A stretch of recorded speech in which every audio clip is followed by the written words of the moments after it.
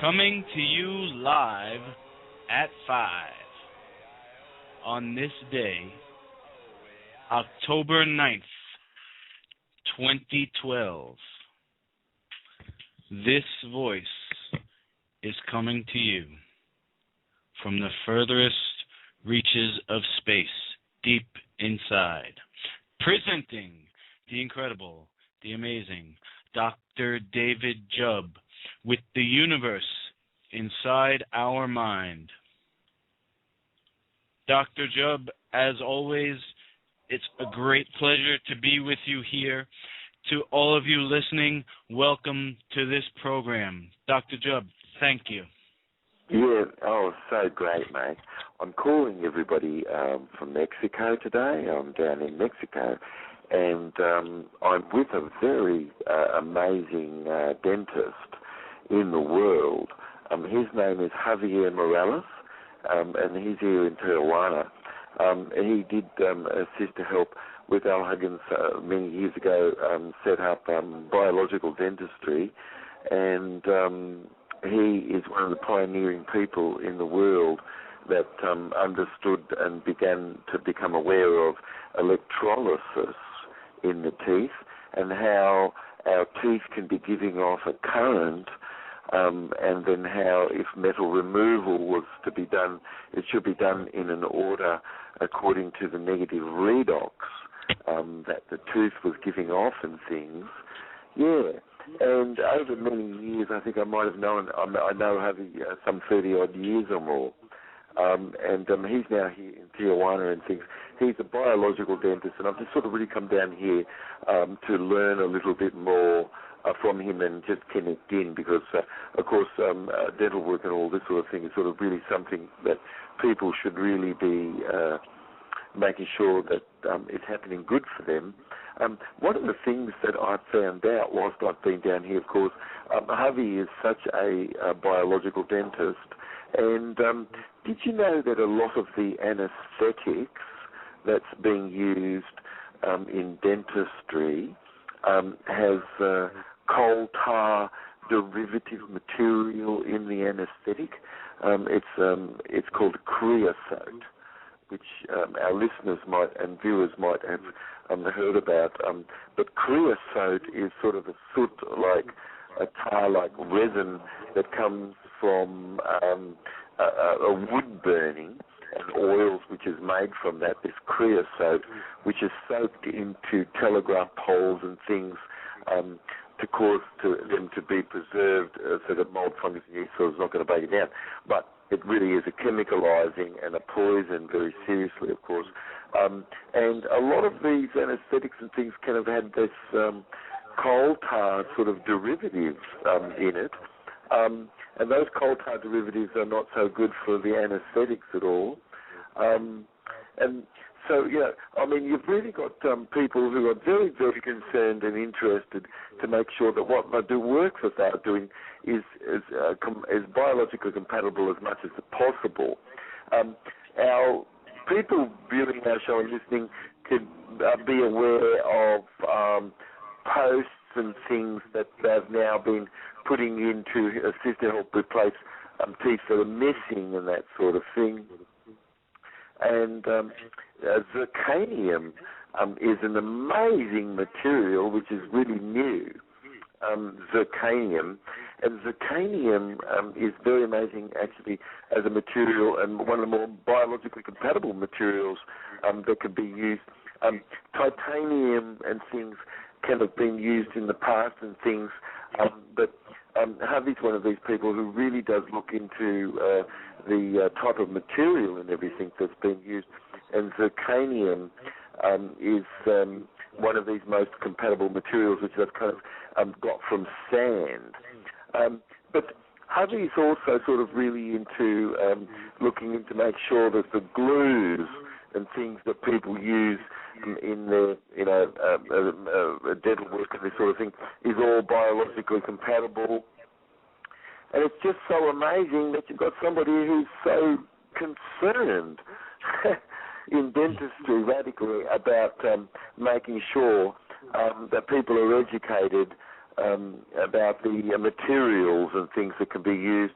And but anyway, Harvey pioneered the dams and things that were used in the metal removal and this sort of thing. Yeah. So anyway, I'm down with a really good mate, and we've just sort of been connecting in a bit about dental work and this sort of thing. Yeah. And how's everything there today, Lukey? Good? Yeah, I'm actually surprised that there's something in the world that you're still learning about. Well, it's so incredible. I do everything I can to learn as much as possible. Javier Morales here happens to be just very, very saint-like in the work that he does, and so he buries himself in investigating and continues to do educating himself. And then he's a pioneer in various dental materials and things. For instance, silica from quartz and things. He's had taken down to the fine material that it could be, and then he's applied and used this sort of with filling and things.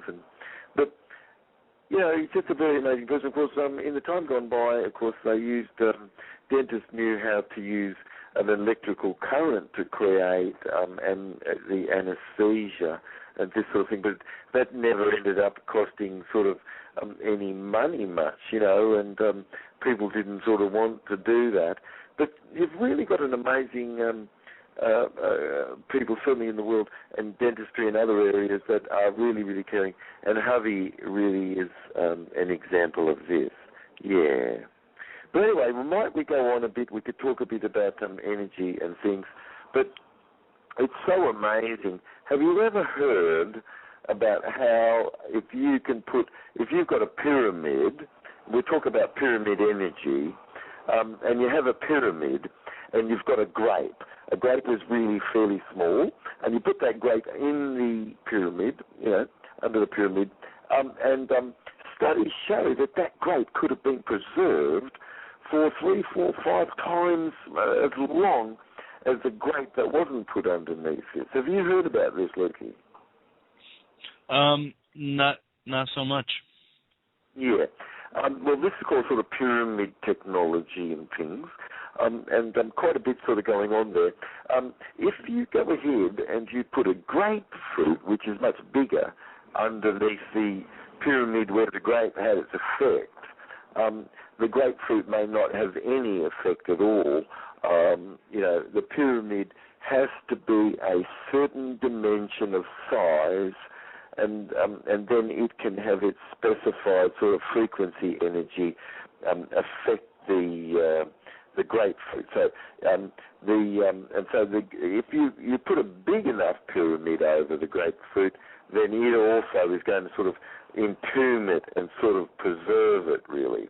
But the thing is, just why I'm saying this is because you've really sometimes got a size of a resonance and things to fit, and then you can have an effect. For instance, our nerves have an axon hillock which sum up all the incoming excitatory and inhibitory nerves input into the nerve cell, and the axon hillock sums all of this up, and it will only pass the message on if 78% it's got ready to go.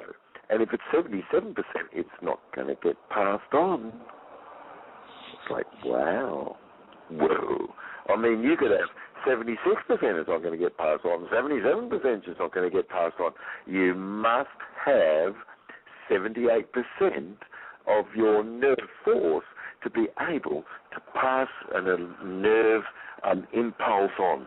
And this is called the axon hillock, and it's called in physiology, it's called the all or nothing phenomenon in nerve and physiology. So unless it is that you've got 78% of yourself behind the program of what you're doing, you may not really get the effect at all, because you've got to have a large enough population of cells in your head to affect the change. And doctors will tell you today that at least 30% or more of the effect that they have is the placebo effect. And at least you've got to have 78% of yourself behind something to really have a good effect. So sometimes I might just put my hands on someone's shoulders and I'm just going to ask them straight up, do you think you can heal up? And on the basis of the body language and how the person actually is responding to me, I can tell if it's possible for them too. You know what I mean? But anyway, a wave of pressure, really just a sound, introduced to any space surrounding, does create ionization, and even your voice, whether you're aware of it or not, is creating ionization. And these sounds and voice can either be energizing us, certainly, and causing us to really be preserved of our energy, or sounds and words and things like that could have been stripping energy from lower frequency objects, and sound could have been harvesting energy, you know. And you've got a lot of vampire sort of harvesting sorts of stuff going on, where people kind of had energy being drained out of them and not really have energy inside and things. But it's interesting that certainly energy could have been stripped from a lower frequency object within such a sound's projected path. Certainly we've been talking a little bit about the names and sounds that are used to connect with each other and this sort of thing, you know. And sounds are sort of close by, and sounds are a little bit further out, and this sort of thing. But it's certainly the notes of A and the notes of C and E, pure notes of this played back to an individual, and a mixture of these two pure sounds and notes and things can help strip and decloak pathogens, and that pathogens tend to surround themselves with proteins from the human, and so then the body can't really recognize that stuff.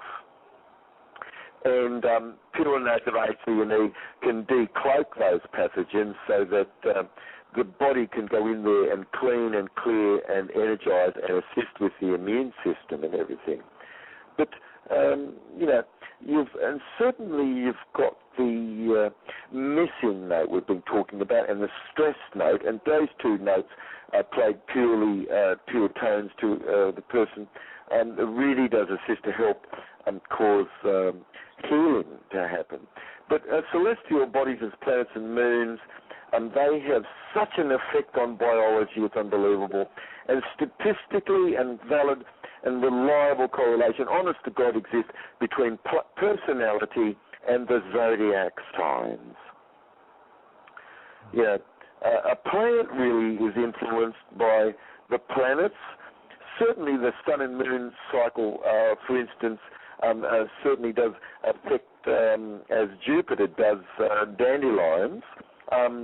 And the dandelion as a plant has ease of ability to be able to flower the whole year because it's got Jupiter behind it, you know.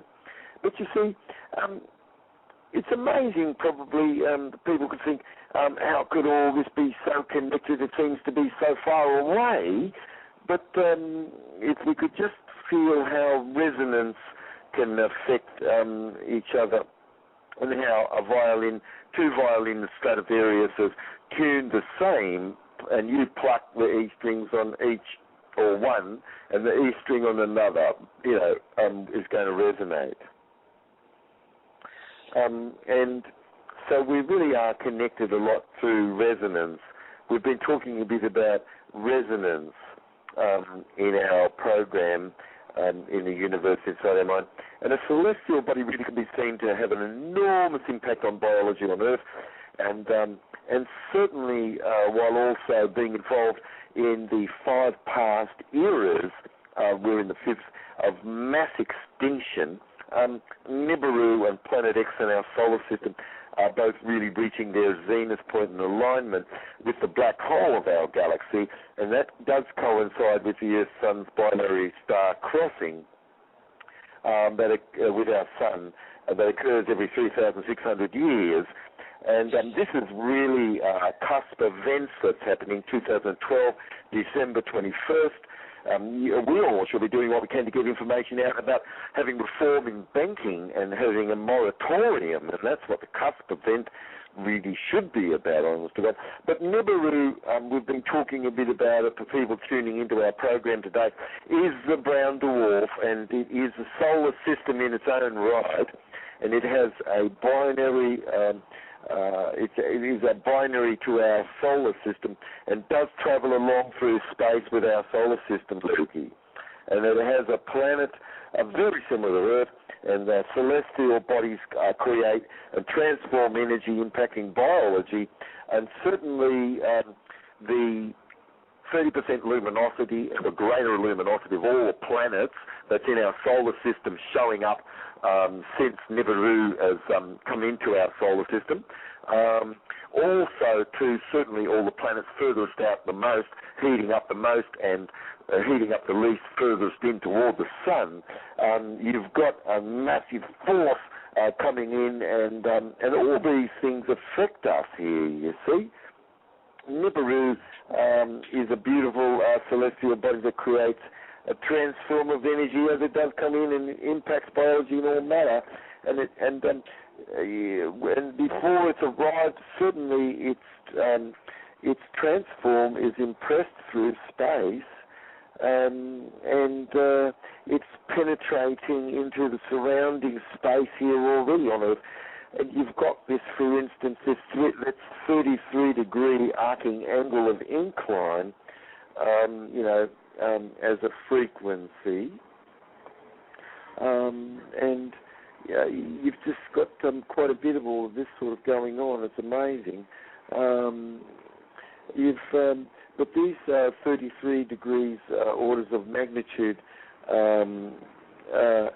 comes up in a lot of constants, which also that we could talk just a little about, But it's just amazing, Lukey, all these things are really going on, isn't it?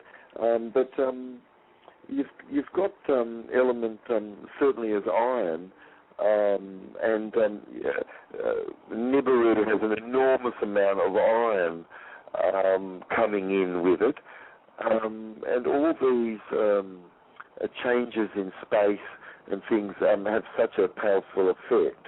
But the angle of incline is such a powerful force that these angle of inclines affect the way that asteroids and things sort of come in and have, when they do have an impact and land on Earth, as they have done, and some, of course, certainly have exploded in outer space above the Earth, and those atmospheric explosions are quite radical of themselves.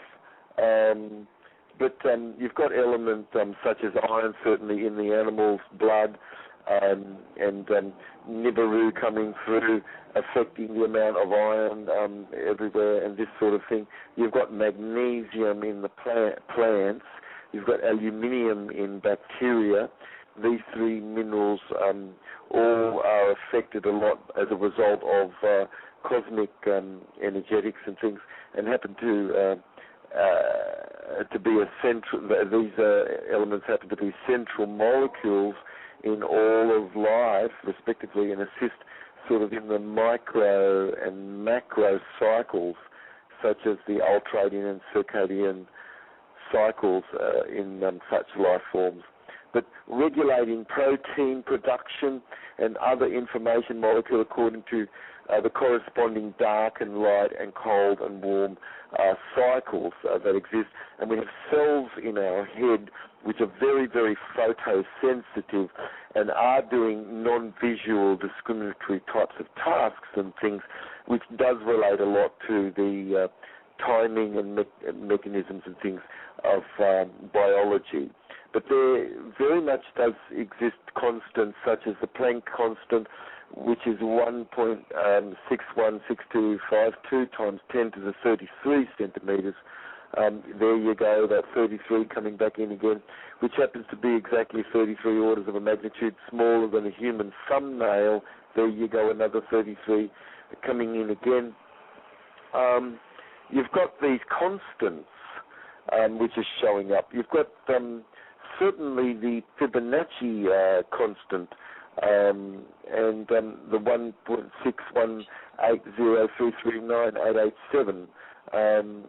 You've got Nibiru, our sun's binary star, only entering back into our solar system again, and that happened the 3rd of March in 2003, and it's been accelerating ever faster as it comes slowly more and more in to swing up toward our sun's elliptical plane. And Nibiru really is coming in, and it accelerates ever faster and faster as it comes in, getting closer to our sun. And it has to, of course, make breakaway speed as it ends up coming in to come around our sun. But it's amazing that people on the internet are doing what they can to debunk some things and what have you, and totally not considering all the historical information and certainly astrophysics information that does exist. And then just to point out that someone has used a picture which was painted, and then to dismiss everything because you have just a picture that's painted that you put there with the information. My God, I think people need to really have a little bit of a look and see telescopically images and photos and things that have been taken with cameras and things at certain times on the Earth, and that where they knew it would be possible to be able to sight Nibiru.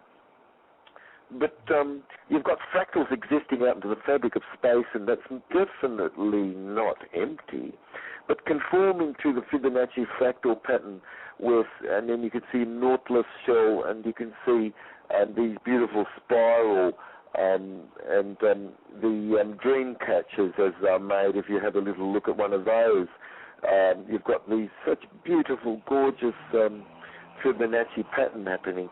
But where space is really not empty, but it really is composed of cosmic energy and Fibonacci ordered, and you've got a friction and an elementary particle movement which is incurred continuously by the movement of all celestial bodies going through space, and even as energy and time that likes of such, a binary system traveling through space. And these bodies create movement of the sea that everything is floating in, and you've got such particle moving through space and angle of incline to each other incurring, and you've got morphogenetic field. We've been talking a bit about it, like a blueprint that's impressed into the fabric of space that correlative life can assemble themselves around to see the life that we can see all around us. But within the fabric of space, this is a transform of energy, and that matter can easily assemble and crystallize into. And so you've got sound being projected into space, which a vertebrate takes the shape of, or a butterfly, or a person's face or something. But you've got this morphogenetic field in space that's generating matter, and physical laws result from such a transform, and you could really say that it's a transform of frequencies embedded in the field of space that impress this morphogenetic field to be here, that influences even the shape of life growing within such. Certainly, you've got star shapes growing in floatedness. You've got shell-like, scallop-like shapes and things where you've got the force of water coming against the sand. And these are examples of energetic morphogenetic fields influencing the shape of what could exist within this field. Within such a morphogenetic field, gravity as an interon, for instance, is deduced from the quantum submicroscopic mechanics, and phase conjugation is really incurred, and leftover residuum is summed up, and that creates energy. And but you've got a beautiful interon dynamic act universally as a carrier of gravitational interaction of space, you've really got a morphogenetic field that's incurred, and that certainly does explain how it's possible for a smaller object such as a grape, as we've begun our program, being put underneath a pyramid and having the ability to be able to be preserved, whereas a grapefruit being much larger than the grape and the pyramid not having the same frequency and ratio to be able to have an effect on the grapefruit as it did on the grape. But a larger pyramid having the very same dimension as a pyramid, and a pyramid sort of being put over the grapefruit, has its the same as a grape, but that the grapefruit has its field effect so that the grape really is causing within its dimension of the pyramid to be preserved much longer.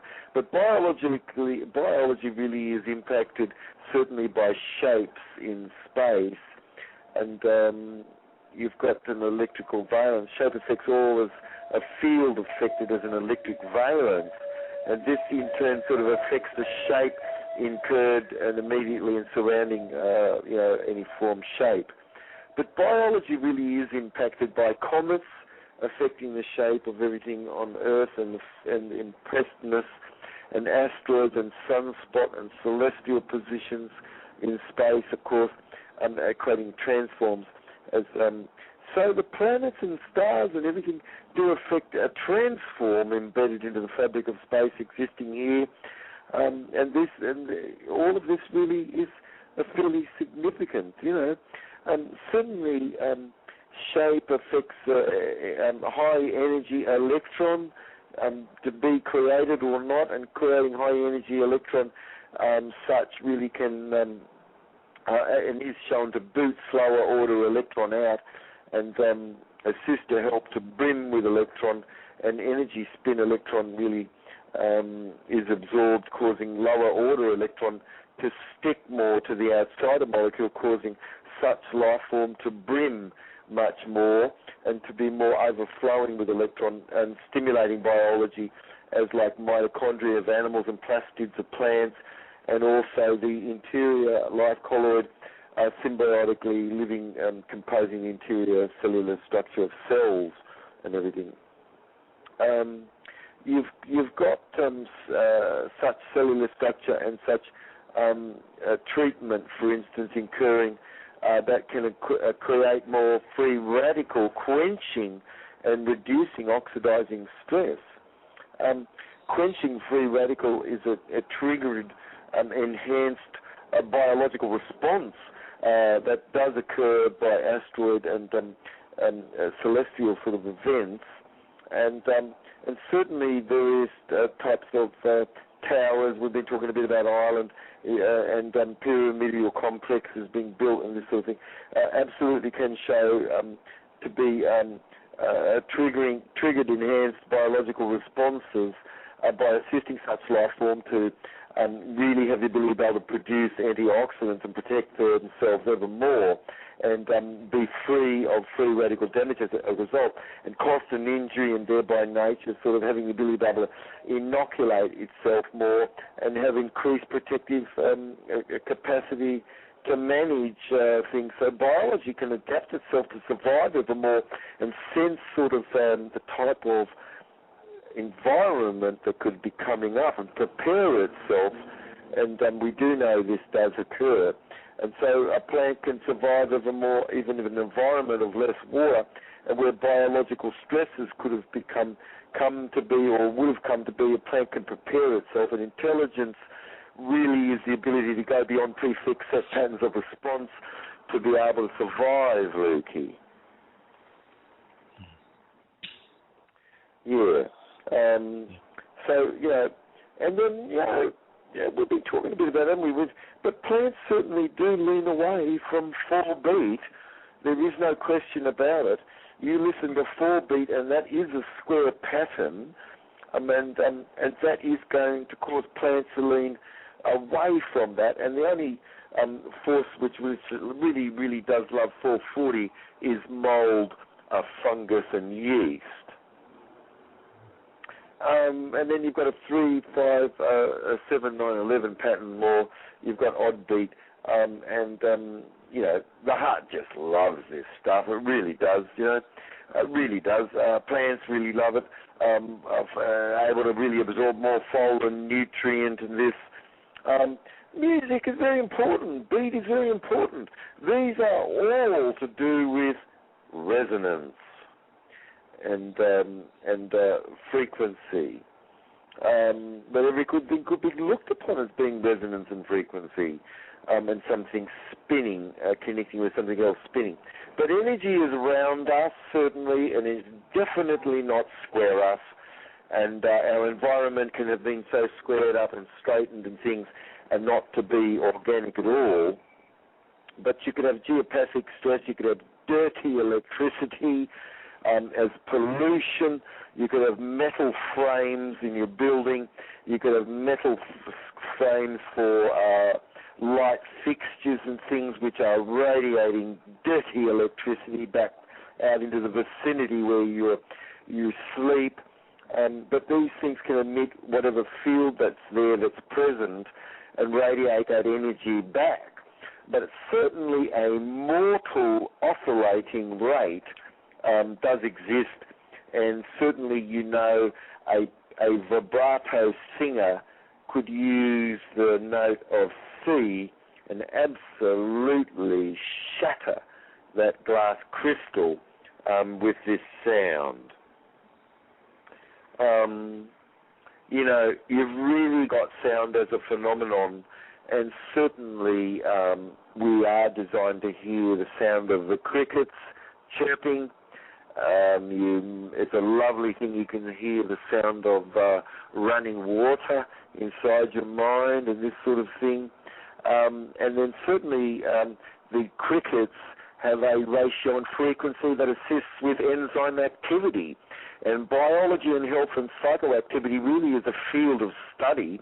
And sound absolutely is a sonic, and in Sonic Bloom, we'll be talking a little bit about, does assist it with fold and nutrient to be absorbed more by the plant leaf. And sonophoresis is the application of sound to be applied as it can be for skin absorption of nutrients Humans use sound to echolocate and to detect motion and spatial dimension and things, and bodies and biological function really is enhanced through the use of sound.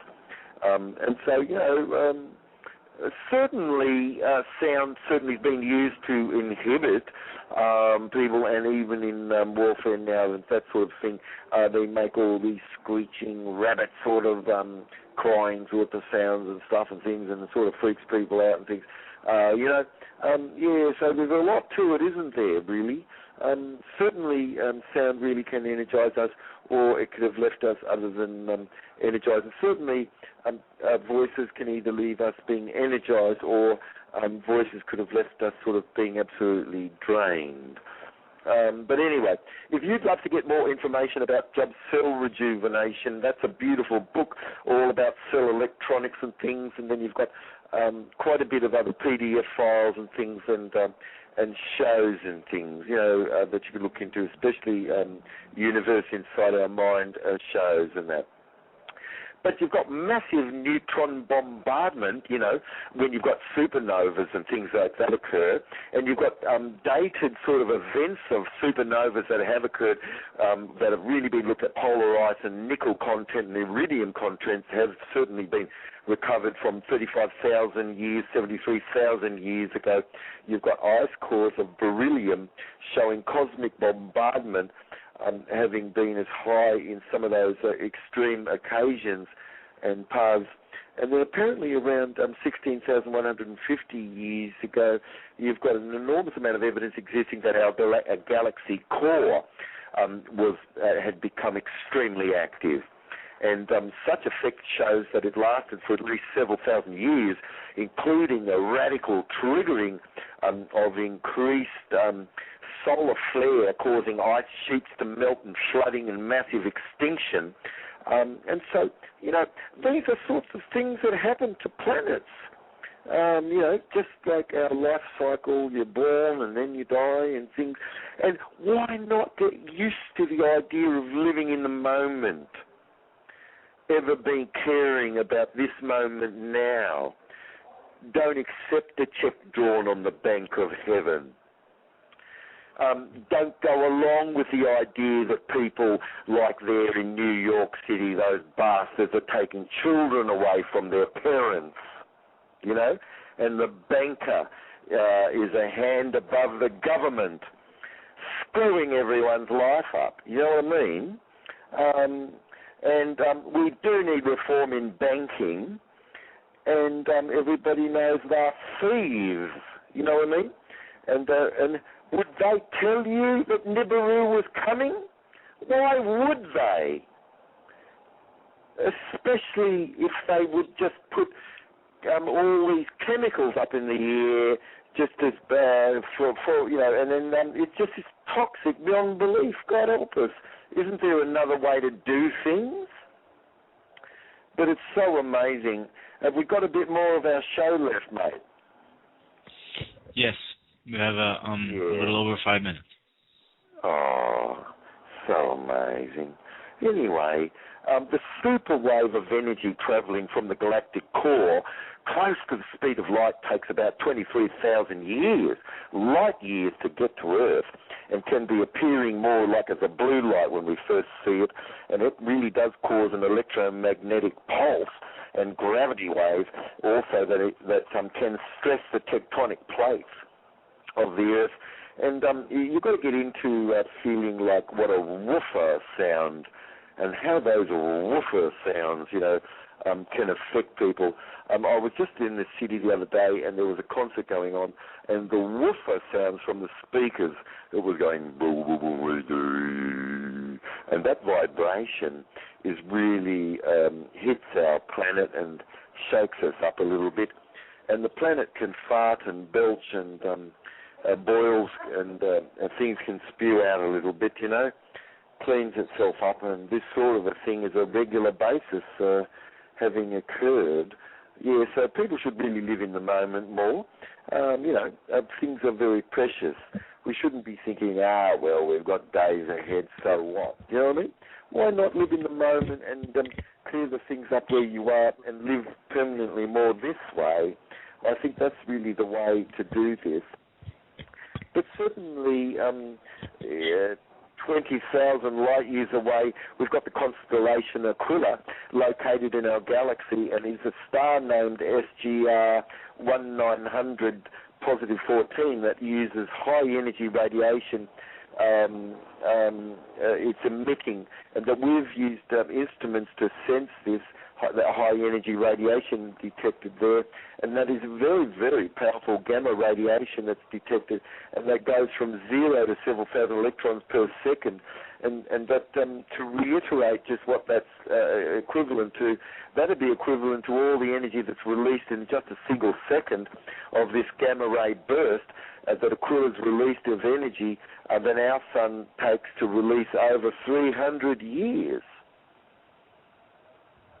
Wow. So it's pretty amazing, mate. Yeah. Anyway, sound certainly is frozen light, and light is sound with a luminous quality, and you have to feel light in your body to see in your mind's eye. I really care very much that we could look into the astrobiology more in our programs to come and everything. Anyway, I'm hoping everybody's having a really wonderful day as you're listening to this, and let's stay tuned to our program tomorrow. We have a bit more information coming up, yeah. And so I guess we'll just sign off right now, Lukey, and love you guys, and we'll catch up to you tomorrow, mate. And stay tuned and do tune in more to the programs that we have. I love you guys, and we'll catch up to you in the future. Thank you, Dr. Jubb. See you tomorrow.